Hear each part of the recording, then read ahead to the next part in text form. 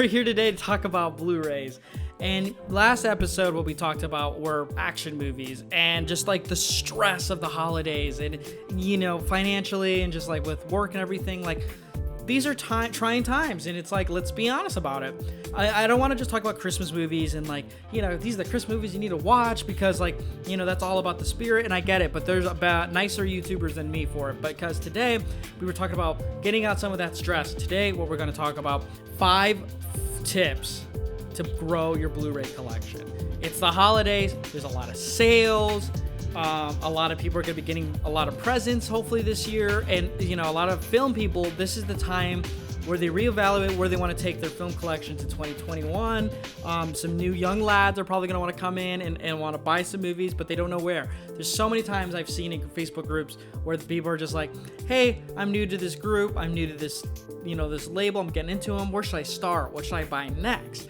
You know, and there's some really great sources for that, like Elliot Cohen, Daisuke. They're really great. Nathan Jones even is a good point of reference. I mean, you can say me a little bit. I don't know. But, you know, there's some great people to point you out for that kind of stuff. There's also great, amazing labels like Kino and Warner and Arrow's amazing and Screen Factory. You know, there's Indicator. Like, there's so many great labels. So you kind of want to figure out, like, what you want to get into and then find some groups. That's like a honorable mention tip right there. But I have 5 tips that'll help you grow your collection. Not just like by number, but I think like by finance wise, this is going to be ways to help grow your collection. And am I an expert on it? No. Look how I live.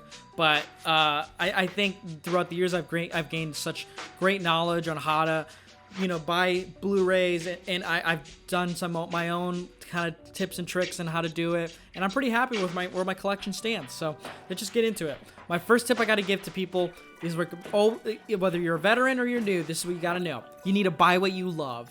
The reason you need to buy what you love is because you're going to end up a couple years from now, a couple months maybe, you're going to buy a few Blu-rays during a sale, and you're going to watch them, and you're going to go, I didn't like that movie. Or, crap, I haven't seen this movie, but I'm not in the mood to see it.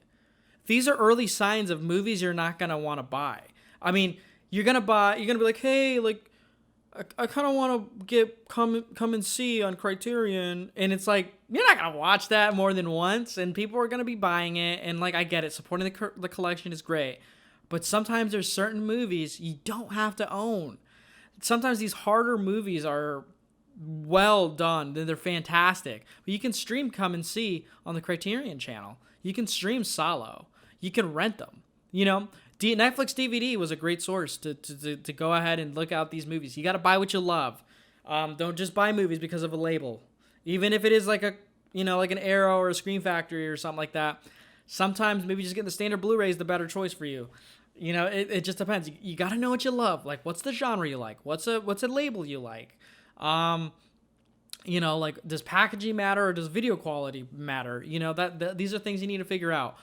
Just because a movie's on a label doesn't mean it's going to be great. There's been plenty of Criterions, there's been plenty of Arrows that I've bought that I thought I was going to love because it's put out by this label and it's by this director, or it came out at this time, or it's compared to this kind of movie, and I didn't like them, and I was stuck with them. And luckily I got ways to sell them. So, like, you got to buy what you love, because you don't want to end up having a collection where people are going to come in and they're going to be like, oh, you love Schindler's List, eh? Like, you know, Life is Beautiful. It's a great movie. You love it, right? Yeah, I've only seen it once. You know, like, what's that going to say? I've always thought you want your Blu-ray collection to reflect who you are. Doesn't mean you have to buy a movie you absolutely love and you've seen once and you have to own it to put it displayed on the shelf. Doesn't mean, that's not what it means. It means, like, if you want, I've had people come in, look at my collection, and what do they see? They see some anime, they see a shit ton of kaiju, they see a lot of sci-fi, and they see a lot of old movies. Those are things I like. If it ain't broke, don't fix it. You know, you like what you like.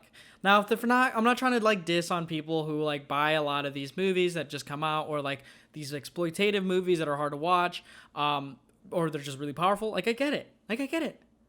But for the majority of people, I don't feel like that's going to be a very smart way to go about building their collection. Now, once your collection's been established and you're comfortable with venturing out more, for sure, go ahead and get those. Let's see. Tip number 2, you got to wait on sales. Unfortunately, that's the best way. New release movies, like from these boutique labels, are going to be full price. But a lot of times that first sale that comes out a couple of months later, they're gonna be on a discount, and you're gonna want to take them then. Like The Irishman, I really, really wanted, but then I was like, ooh, I'm not gonna buy anything during Christmas. I gotta buy presents for everyone first. And I saw like it was $19.99 in pre-order. Should have done it then, because now it's back up to $30 after the release, a day after the release. I'm gonna have to wait till the next sale to get it. That's just it. You gotta know when to buy and when to wait. And a lot of times it's like the holiday season. You don't want to splurge a lot of money on yourself. You're gonna feel like a jerk because you couldn't get everyone exactly what they wanted. That's just how I look at it. You don't want to go to your Best Buy. You don't want to go to your Target. You don't want to go to even Vintage Stock and like pay the Blu-ray price that they're asking for those, because you can wait a little longer to get it cheaper with a bunch of other stuff. There's been plenty of times where, Vintage Stock is the big one. It's like they do a buy two get one free sale with Criterions. They charge used Criterions for $24.99, sometimes $19.99. When they're $19.99, sometimes I'll do it, but a lot of times their selection isn't as big. So it's like I'm kind of telling myself I have to buy this Criterion to justify the sale. No. Or don't do the sale at all. Because then I'd rather spend the extra $20 so I can get something I want. Like 3 movies I want instead of 2 movies I kind of know but I don't care to own, but I'll get a deal on it. That makes no sense to me, you know? You got to wait on sales. Now, if you want standard Blu-rays, like new release movies, do not buy them at that retail price. I swear, do not buy them. There are so many cheap ways. Facebook Marketplace, eBay, streaming. The only time I want to champion streaming. You can also wait till like Black Friday sales and stuff like that. Target's been having like buy two get one free sales often too. You can get them usually on Amazon pretty cheap. But the big thing for me is used stores and pawn shops are the best places to buy these these non-labeled Blu-rays. So like if you want to buy Joker, I know a lot of people who watch this want to buy Joker. I don't own Joker. I don't need to right now. But for people who buy Joker, don't pay that outrageous price that they're asking for at all the retail stores. Go to a pawn shop. The pawn shop might charge a little bit more because they know it's popular and everyone knows Joker. It'll be cheaper. It'll be like $4. $4 for that Blu-ray. Go to Family Video. It's going out of I think it's going out of business. I hope it doesn't. But they're always having the new releases be able to buy. They have a limited quantity of how much they can sell and then how much they can rent. I bought so many new releases by going to Family Video because they're $4.99. Sure, they have the little sticker in the disc, but who cares? Like, I care about the movie. But I get that brand new movie for $4.99. Like, there you go. And it has sometimes a slipcover. Like, you know, you got to wait for sales and you got to look for these kind of places. Tip number 3. Figure out the labels you fucking love. The reason for that is you're going to be able to plan around this.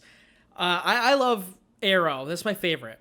So, like, when there was the Barnes & Noble sale, I knew they were going to probably do a sale on it. But I noticed that Shocktober had an even better sale. So, on Shocktober, I bought through them. Because, like, I know, like, their sales. Like, I know their calendar sales. Criterion, the same thing. Barnes & Noble, their flash sales. Every couple months, they'll do it. So, like, you can plan around it. So, I didn't buy anything during this time. But for the next flash sale, I feel like I already know what I'm going to want. So, I can just get in and get out. Plus, it gives me time to watch movies I have. That's the big thing. You want to have time to watch the movies you buy. You don't want to just make a haul video all the time. So, figure out when these sales, these labels you like so you can get around the sales. Like, Warner Archive I really like. They're 4 for $44. They're cheap. They're good. Transfers. They're pretty great movies for the most part. I don't feel like I have to purchase 4 Blu-rays from them every single time, though. I'll usually kind of think, okay, well, I spent during the flash sale, so maybe I'll do 1 Kino sale, and that's it. Or I'll be like, I didn't do a Criterion sale, but I'll do a Kino and I'll do a Warner Archive. Because, you know, to me, they're similar in labels and the style, and the price point's close to the same. The other thing is that you need to start figuring out ways of like how to save for them, because to me, you always have to get to at least $50 or $60 to justify free shipping to get those movies. So make sure you put that away. Tip number 4, do not fall for new release hype. New release hype is a big one because a lot of times with the boutique labels, it's tough. For these kids who think that to see limited edition set, buy it only for movies you absolutely love. That's the only thing I can tell you. Every new limited edition release looks amazing on the shelf, but it doesn't mean you have to have every single one. I love American Werewolf in London. I didn't buy the limited edition. I opted to buy the standard Blu-ray for it from Arrow because, one, it's the same transfer. The only thing, it has the same case, the same artwork. The only thing is it doesn't have like a big box. They came with it for a production list booklet. That was the only difference. Now, sometimes the special editions come out with like soundtracks, movie posters, and stuff like that. Like, I get that, but do it for the movies you love. Movies you're going to want to watch over and over again. I love Mothra. I love Kaiju. Eureka put it out. But that price point was just too much for me for that movie. I love Godzilla more than Mothra. And I have the Godzilla box set. I'm fine. I'll get the standard Blu-ray release from Eureka for it when it comes out. And they usually do like a 2 for 20 pounds or whatever. I'll do that. It's fine. So yeah, you don't want to fall in for new release hype. Unless it's a new release you definitely want. Like The Irishman, I really, really freaking wanted. But how many times am I going to watch The Irishman? It's a great background movie and it's streaming on Netflix. I don't need it right now. I'll get it the next sale or a sale later on from then. But there's other movies from these labels that I want to buy first and foremost. Like Ministry of Fear. Ray Milland's in this movie. It's a Fritz Lang movie. I don't know where else to stream it, but Indicator and Criterion have it. So it's like, I would rather save for that than The Irishman because it's a movie I've done research on. It's a movie that sounds right up my alley, and it comes from 2 boutique labels that I want to get into more. That's how you got to think about these things. And new releases, it's just, you might not like them. You might get away with selling them for a bit, close to what you paid for, but you got to think in terms of to value too. Like, if you buy this movie, can you sell it close to make back what you got? Because Lord knows if you're stuck with a blind buy movie you didn't like, it's not good for the mental. But let's see. Tip number 5: efficient ways to grow your collection. I think I've mostly said it. Family Video is a great place. Pawn shops, Facebook Marketplace. Now, I'm not saying in Facebook Marketplace to go out and meet strangers and buy Blu-rays like I've done in the past, because no one's a fucking freak like me. I'm a bot. But Facebook Marketplace, like, I bought Blu-rays from people during the pandemic where they'll set the Blu-rays like on a little bench near their door, and they'll be outside the door through the screen, and they'll be like, hey, can you put the money right here and you can be good? And I'll usually just count it right there, set it on there, and then leave. Simple as that. I don't have to be 6 feet close to them, and I get my movies at a super cheap price. Usually people are selling Blu-rays for like $3. If somebody's selling standard Blu-rays for $5, don't do it. $3 is the magic number. I only pay $3 for standard Blu-ray releases. I'm still trying to get rid of a lot of my standard release Blu-rays because a lot of times I don't need them. I don't need Birdman on Blu-ray. I don't care for Birdman. I paid $3 or $4 for it. So I could just watch it as a rental and keep it for a year and a half. That's fine. I'll get like $2, $1.50 back for it. I really don't care too much on that. Other places, eBay is a really great place. Type in for boutique labels specifically what you want. Hit the heart to save and do a watch follow on Blu-rays. Like my Batman animated sets. I paid $30 basically for both of them each because I was following them and the trending prices on them. Sometimes prices fluctuate for Blu-rays between the hype and the season for them. So that's really a good way to do it. Facebook groups, really great way. Criterion Considered, the Criterion Collection page. There's some really great Arrow video traders that I follow on Facebook, and it's a community and you get to talk, but people post their sales. And like, for example, on one of my Arrow video groups that I'm a part of, somebody was posting, and I get notifications whenever somebody posts a listing. He posted the Ringu limited edition box set, limited edition, not the standard 3 box set, but the limited edition one. He said $40 flat, free shipping included. I messaged him, talked to him before even saying I want the movie. I just said, is it available? He said yes. And I said, why you get rid of it, man? Like, it seems cool and stuff. He told me, I said, I totally understand. I'm a Blu Ray collector myself. Just talk to them, and they'd be like, I definitely want to buy this thing, man. And I was like, if you have anything else, this is the magic word. If you have anything else you want to offload, let me know now. Because when somebody's posting dirt cheap sales like that, they're offloading more, and I want to get them because they're dirt cheap. He's selling that for $40, free shipping. That's amazing. He threw in a bird with a crystal plumage for $2 more. $42 for the limited edition Ringu set with the bird with the crystal plumage Arrow video Blu-ray. $42? You kidding me? Shout out Jackie Robinson. Like, you got to do things like that. For example, if you want to collect figures like this Ghost in the Shell, paid $9 from it. It's like going for $50 on eBay and on Amazon. But like, I saw it at a pawn shop, and I said, could you go a couple bucks lower on it so then I could pay cash? Instead of it being $10, it was like $8 plus some I bought something else with it. It's like negotiate at pawn shops. They're gonna want to get rid of a lot of stuff when they're there. Sometimes you can, if you pay cash and you want to buy something else, work a little magic on there. There've been countless times where I bought Blu-rays and they've knocked $5 off, like the box sets, because I want to get rid of them and tie them in with a few other bummy Blu-rays. You know, these are just tips. Now, are these foolproof ways to grow your collection? No, but I can tell you now, it saves a lot of money.